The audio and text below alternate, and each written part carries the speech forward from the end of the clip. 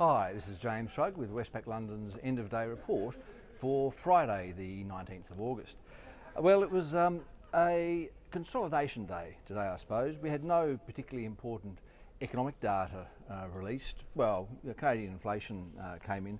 It slowed from 1.2% down to 1% in March because of lower gasoline prices. And also the German PPI, Producer Price Index, slowed to 0.4% per annum annual growth. That's the pace. Well, when it last slowed to that pace, it was early 2009 when the economy was in recession. We also had figures which showed that Euroland recorded its widest ever current account surplus of 16.3 billion euros in February. But it was really more about earnings. We had disappointing results from IBM and McDonald's, but good results from the likes of Google and Microsoft, which pushed the US market around. It meant that the Dow actually at the moment is down slightly because of the 7% fall in IBM stocks, but the broader S&P 500 in the US is up at the moment. In Germany, we saw some disappointing results there, including from Commerzbank. That meant that the German market struggled today.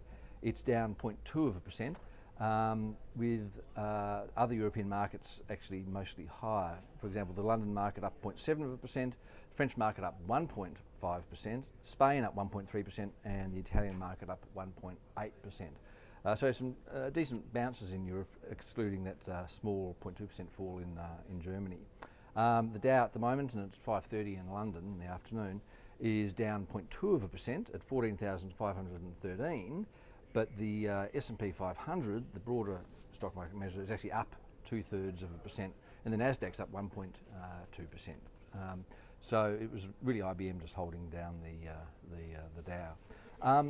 In commodity markets today, we've got copper prices down another 1.6%, but oil is up 1/3% at $88 exactly a barrel, and gold up 0.5% at $1,400 an ounce exactly.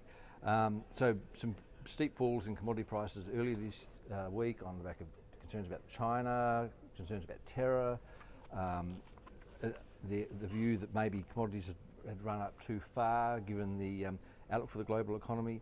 And what we've seen at the end of the week is a bit of consolidation, although, as I say, copper prices are still slipping away.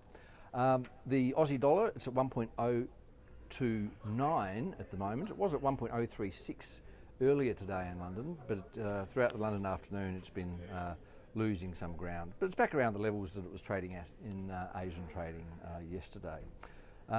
And that's about it really. We've got UK GDP and US GDP numbers coming up next week, which will provide a bit of direction, the figures for the first quarter of 2013. And I'll report on those as they come through. But for now, have a good weekend.